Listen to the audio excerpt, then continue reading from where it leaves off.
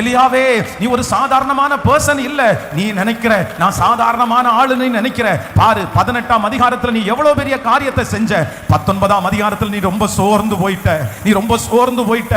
ஆனா கர்த்தர் வாக்கு கொடுக்கிறாரு, 18ஆம் அதிகாரத்துல உன் கூட இருந்தனா 19ஆம் அதிகாரத்துல உன்னை விட்டு நான் போகல, உன் கூட அப்படியே தான் இருக்கிறேன். பிரதர், 2025 வருஷம் வரைக்கும் இல்ல போன வருஷம் வரைக்கும் 5 வருஷத்துக்கு முன்னாடி வரைக்கும் ஒருவேளை இந்த சத்தத்தை கேட்கிற நீங்க சொல்லி இருக்கலாம், நான் எப்படி இருந்தேன் தெரியுமா, எவ்வளவு சாதிச்சேன் தெரியுமா, எவ்வளவு சவால்ல நின்னேன் தெரியுமா, எவ்வளவு பெரிய பிரச்சனையும் நான் முன்னாடி நின்னு அப்படி தாண்டிடுவேன், நான் அவ்வளவு பெரிய தைரியமான ஆளு, அவ்வளவு சீக்கிரமா மனசை தளர விட மாட்டேன்.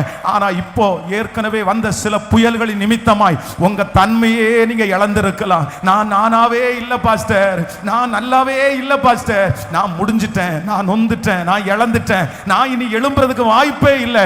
ஆனா உங்களை பார்த்து தான் கர்த்தர் நேருக்கு நேர் இன்னைக்கு டைரக்டா கர்த்தர் சவால் விட்டு சொல்றாரு, மகனே உன் மேல ஒரு பெரிய திட்டத்தை நான் வச்சிருக்கிறேன், மகளே உங்க மேல ஒரு பெரிய திட்டத்தை வச்சிருக்கிறாரு.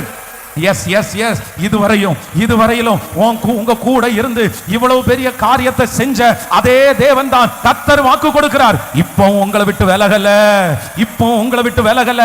இப்போ உங்களை கைவிடல.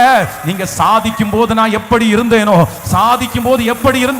அப்பவே இப்போ இருக்கிறேன். நீ பலவீனப்படும் போது நான் இப்போ அப்படி இருக்கிறேன். உங்க பாக்கெட்டுக்குள்ள பணம் இருக்கும் போது நான் எப்படி இருந்தேனோ இப்ப பணம் இல்லாத போது நான் உன் கூட தான் இருக்கிறேன். நிறைய பேர் உங்களை மதிக்கும் போது நான் எப்படி இருந்தேனோ இப்ப மதிக்காத போது நான் கூட தான் இருக்கிறேன். அழகு இருக்கும் போது எவ்வளவு எப்படி இருந்தேனோ அப்போ நான் உன்னை விட்டு விலகவும் இல்லை, உன்னை கைவிடவும் இல்லை. நல்ல கைகளை தட்டி வெளியே வா, கர்த்தர் கூப்பிடுறாரு.